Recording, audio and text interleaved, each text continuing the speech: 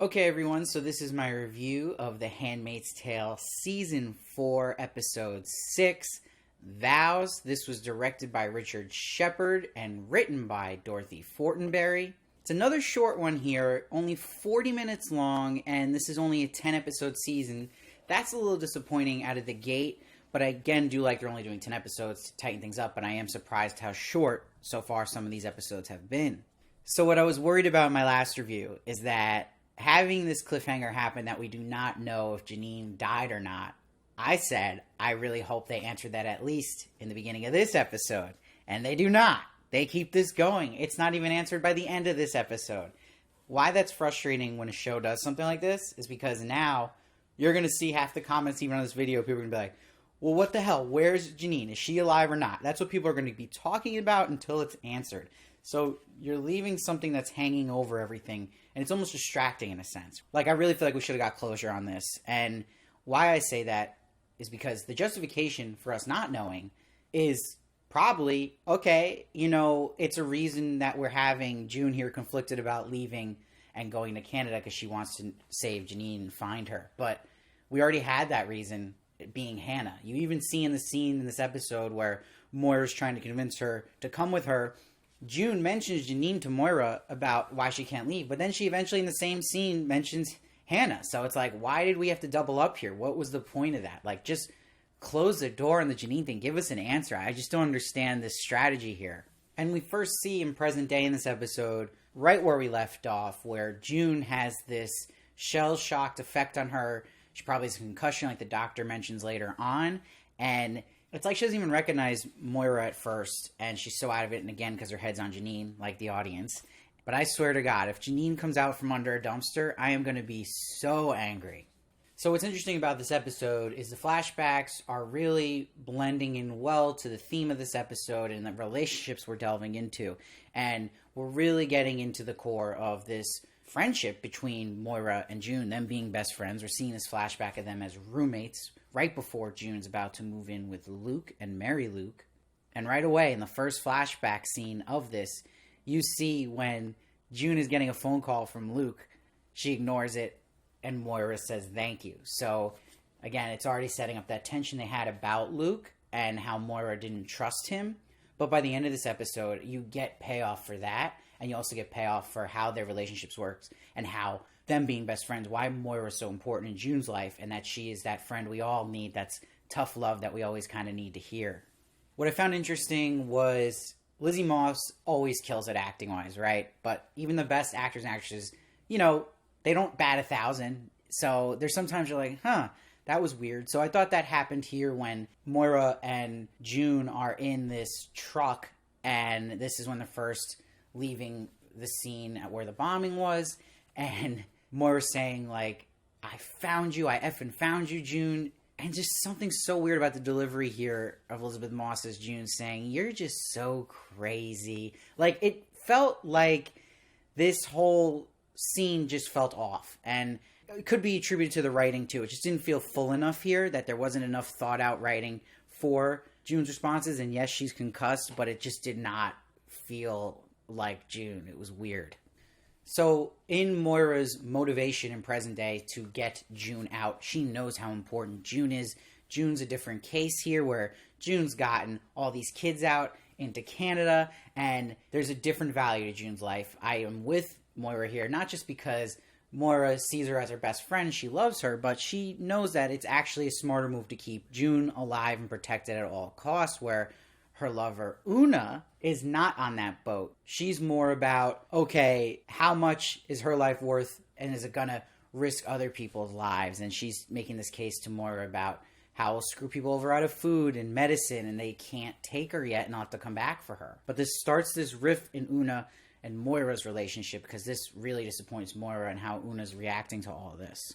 Now, there was 2 scenes I really liked a lot in this episode, and one of them is actually here, going to the scene where Moira is convincing June to leave. And what I love about this scene is it's a lot of stuff people have been dying to say as an audience member to June, so you feel it through Moira. You're like, yes, thank God you're saying this stuff. June needs to hear this. This is what I'm talking about with the tough love. And Samira Wiley is, I've said this before, possibly the best actress on this show. I'd put her right there with Elisabeth Moss. I think she's incredible, and she's been underutilized in this show, and it really hurt her. I felt that they put her in Canada. I wish we got to see more of her in Gilead. She should have more screen time, more interesting stories, but they're doing more stuff here that's more interesting with Moira now, and she's always a treat to watch. But she's like, I'm not leaving you again. Don't do that to me. But June's guilt is really showing here about Hannah, that she's in the situation she's in because of her, and really Aunt Lydia got in her head too, putting all this guilt in June's head and making her feel responsible for all the bad things that happen around her. This also happens, even stuff Janine said to her. But I love when Moira's like, well, I guess then she's safer without you, meaning Hannah.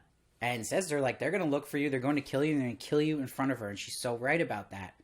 And this is what I'm talking about, the important line that June needed to hear, that audience members wanted her to hear, is that it's a better idea to basically help the people you love from Canada and not in Gilead. And I love that line, too, reminding June she's not alone and to ask for help. You know, she's like, look, Emily, Rita, Luke, even Nicole, we're all in Canada. We love you and we want to help you. And that makes me sad, too, because it kind of reminds you about how much June has lost in Gilead this season. Just, again, all her girls and her handmaids. And Moira's smart, because she's saying, Nicole needs you. You know, if you're doing this justification about your daughter, you know, your other daughter's here in Canada, she needs you, too. So June sees this as manipulation, as she'll say later in the episode, but I, again, don't. I think Moira's just saying what has to be said to June to kind of snap her out of it to the ultimate purpose she has. And Moira knows as a friend what June really wants, and that's to save people, help her daughter. And it's just trying to snap her out of this rut she's in this guilt trip, and kind of see a better way to handle to get to her friend's goal. But we see now in the flashback this tough love thing happening here, where Moira's got some great lines about Luke to June. When June's like, why shouldn't I marry this man? It was a good job. He's kind, good shoulders. And Moira's like, because he cheats on his wives and he leaves them when they can't reproduce. And June corrects her, is like, oh, well, he only had one prior life and I'm not Annie. And she says, not yet. Damn. Another mic drop moment in this show. I love it. Got her.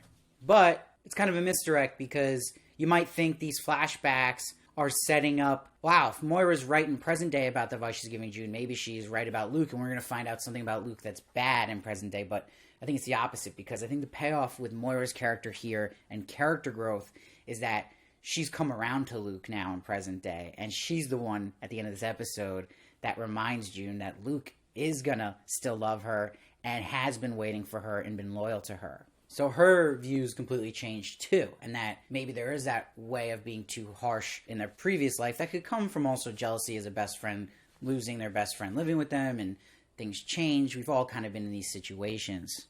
Now, June gets on this boat in present day. Now it's the Life Aquatic with June Osborne here, and Captain Una informs Moira that, wait a minute, we got checkpoints coming. They're going to search the boat, and Moira's like, okay, now I gotta squeal and tell that I have June on this boat. And in this team meeting, you know, so many of them are suggesting to just, like, turn June in. And they're all making it like it's best for everybody else. But it is selfish on their part, too. It isn't, you know. They're not really thinking clear. I think that's the easiest way to go. But Moira defends June here, is making clear how important June is. And you love Moira here, because she's, every time June's ready to just sell herself out and kind of give up, Moira's constantly bringing her back up and saving her butt here. She's bringing out her friend's best self. And I think my favorite moment in this episode was when Moira's suggesting they'll just hide June under the floorboard, and some guy goes, they search those. And she says back, how do you know? Have you ever escaped Gilead before? Then shut the F up. I thought that was so good and delivered great by Samira Wiley. But you see everyone's fighting. June feels responsible for this and is like, just turn me in. My life isn't worth more than anyone else's. But this is when Moira runs up to her and is like, you can't do this. After every battle you fought, how far you've come, you can't just give up. So again, I really like this relationship and friendship. They're really delving and getting the screen time with Moira and June, because it's been so long. Now, where I start getting a gripe with this episode is where we're supposed to feel suspense when everyone's standing on this ship and we see the Gilead ships are on their way. The suspenseful music starts to kick in. We all know that June makes it to Canada because, again, my complaint about the marketing of the show this year is that in the main trailer, they showed way too much, and they already showed in the trailer she makes it to Canada. So there goes the suspense this episode and wondering if she would get out or not in this time. And it's annoying because this show already has a huge fan base. It's a massive hit. It's Hulu's #1 show of all time. And I feel like that trailer was insecure. Like, they overcompensated to give too much to the audience, thinking they wouldn't come back if they didn't see some wins and her getting to Canada in the trailer, but it takes away now from when we're watching and that feeling of suspense because we know. So I just feel like it was the wrong approach. I think most trailers, it's the wrong approach in general to show too much, but I'd get it more if the show was struggling, but it's not. So I just didn't see the point of that. I also wasn't crazy about they just had this huge argument about keeping June alive or not and turning her in. And then when the boats are coming, Moira literally just says, please, to Una. And everyone is around Una too. And they just don't blink an eye. And they're all of a sudden down with keeping June aboard and okay. I was just like, that was quick. And not enough was kind of said there and exchanged, or someone would have snapped any of those crew members like, wait a minute, no way. I just didn't get that. So then when they come to expect the boat, June doesn't look any different, even though they just said clean her up, give her a different kind of clothes, nothing. It just looks exactly the same, which I thought was strange. And I love when they say to June, they go, name? And she says Rachel Smith. I was like, oh my God, like, come on, June. You're picking the most popular name in the country. Smith, really? Like, I couldn't believe that. I was like, come on. But again, when she's about to just kind of give up and say what really happened to her, Moira saves her butt, makes a great excuse. That's something to happen to her in the chaos in Chicago. That's why she looks beat up. So they make it through this checkpoint. And what's interesting is this is when now they know they're going to make it to Canada. And it's showing you this flashback with June and Luke, but it's actually showing you too that June on the boat at that moment, knowing they're going to get to Canada, knows what's about to happen, that she's going to see Luke. So she thinks of this memory. And we see in the flashback, you see some insecurity here in June about Luke now. Moira kind of got in her head, and she's asking about his first marriage. Did they marry in a church? Because remember, June is a traditionalist in the past here. And Luke's constantly comforting her like, it's not going to be that marriage. Our marriage is different. Also, Luke notices that she has a box and goes, what's in the box? And she says, oh, it's just a cocktail pitcher I stole. Come on, June. She stole Moira's pitcher that Moira clearly said do not take. What the hell? But the important lines really in this scene are June saying, what if I can't have kids? Because she knows Luke really someone who wants kids. And he says, you're not Annie, and I'm a very different person than I was back then. And she's like, what if I am disappointing you, and I'm not who you think I am? And he says, then I'll just love whoever you turn out to be. So I think this is setting up us to see, probably in the next episode when we see Luke and June talk with each other, that he's not this man that Moira was talking about that he used to be in the past, that people can change, and not to just mistrust someone if they haven't kind of screwed you over, not judging someone by their past. I think, again, we've all struggled with that in relationships before. So that was really good. And it's kind of getting us more on Luke's side now, because he's not the most popular character in this fandom, but it's showing you maybe we had those concerns like Moira had, but now he is a different man, and that they're angling him towards sort of more trustworthy, likable guy here in June's life. But this worry that's developed in this flashback that was brought up before to Moira, that June's worried she's going to disappoint him and tell him that she didn't bring Hannah back, and this pressure she feels as a mother to protect her daughter, and that she feels like a failure here, and that basically Luke would abandon her if he finds this out. So because of that, in present day, she runs to the lifeboat, and she's like, I have to go back, I have to get her. This is one of my favorite scenes as well. She's so terrified here of actually seeing Luke without Hannah, and she has to work through her demons here. And it's the wrong way of thinking, and this is why her friendship with Moira is so important. Moira just snaps some sense into her, and like I said, it's that scene where Moira is kind of coming around too, because she's been with Luke now, and she sees he's actually a good guy, and she's like, hey, give him a shot, you gotta try at least, right? You can't run from everything. But let's talk about the acting here, because this is, again, a masterclass of acting. This scene, seeing Samira Wiley and Elisabeth Moss act together. And what's so impressive is a lot of acting, like they say, is reacting. And you see with Samira Wiley's character, it's a perfect way with Moira, how she represents her in responding to June, who's doing the heavy lifting here, right? But it's the little things, like Samira Wiley's got those little tears coming in, but she's always selling it with her eyes, and so is Elisabeth Moss, because they're thinking as their characters. And that's how you want to act, right? And you don't want to try to do too much. You don't have to worry about trying to do too much or too little, because you're, again, so in there and you're buying it as the audience member that they are them and that you feel you're there and you forget who you're even watching. It's that incredible. And this scene to me was just remarkable, the acting.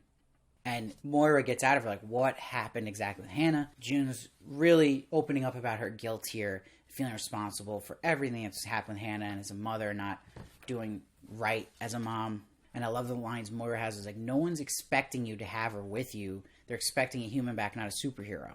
And you see Moira's like, you're sounding like Gilead talking, when June's just being really hard on herself here. And again, that comes from the trauma June's had of the way someone like Aunt Lydia has talked to her in the past. So again, you get that payoff, you get that character growth for June and Moira, that June's going to face her fear now about Luke and his judgment towards possibly her not having Hannah, and also coming to terms with maybe the better route is her going to Canada and saving Hannah that way. And Moira is growing at coming around to Luke, but it shows that importance that we've seen they've always had, just about friendship too, and how friends are always so important, and that someone that close like Moira, and always being honest with June and just guiding her in the right direction.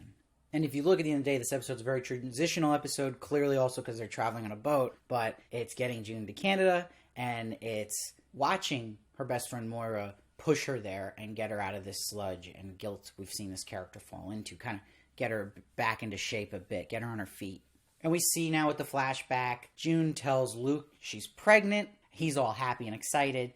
So it's kind of adding to this weight, her thinking about that, because she's like, she knows how much that is a happy thing for them. Hannah is this miracle they had. And now she's got to tell him in this moment that she doesn't have her. But look, he's accepting her. He's hugging her. It seems all good. And he walks June across the border into Canada. Again, this would have hit way harder if we didn't know she already makes it to Canada in the trailers. Thank you, trailers. And it's strange. Like, I am in this boat now where, no pun intended with the boat. That's the second time I said boat like that. But I'm wondering what is going to happen here, because it feels like it's almost wrapping the show in general, right? Like, I always felt that way when June gets to Canada. Like, is this it? Like, are we ending this? Obviously, we're not, because this show's going to go on for seasons. They've already said that. Again, it's Hulu's baby. They're going to milk it. And you got the Testaments. So you're going to have that series. But I hope it's interesting. I'm a little worried, but I can't judge it yet. We haven't seen the next episodes yet. So I'm just curious how they're going to do this, especially with having conflict now. But now it feels like we are going to get into resolution, but maybe not. I don't really know. I'm talking a lot here, but let's see. But again, I actually thought this episode was pretty good. I give it an 8.3. I don't think a lot of the stuff on the boat was that great. I think you had those two great scenes with Moira in present day talking to June, but everything else was kind of forgettable and just not the best. I don't know. It just didn't feel like Handmaid's quality type of material. I still think it's pretty good though, and still maybe a little even weaker than last week's, which I said was the weakest so far. So I do feel like we're kind of going on a little bit of a downturn here, and that it's like, I don't know. I can't put my finger on it, but I'm just a little worried. I don't know, but we'll see. So I think that they're setting up a crazy couple last episodes here at the end of the day. I just hope that they don't hit a wall and resolve too much, that we can't justifiably make some really good storylines to go, and that maybe it might just feel like we should end this thing. So we'll see. I hope not. But, and honestly, I'm still very annoyed about the Janine thing. Again, we got to find out soon what is going on with her. They can't just leave this like in the air, because people are going to keep talking about it. It's too big of a character to just put that to the side and put it on a shelf. We need to know now. So come on. But let me know down below what you thought of this episode. I'd love to hear your thoughts. I read every comment. I try to respond to as many as I can. Please make sure to subscribe so you don't miss one of my reviews of The Handmaid's Tale. I also do celebrity interviews with the cast, and I also do other reviews of TV shows and movies as well. And please follow me at Steve Varley Show on Twitter and Instagram for more of me. Appreciate every single one of you. And like I said, even just subscribing to the channel helps me in so many ways you have no idea. So I really appreciate that. Till next week, praise be.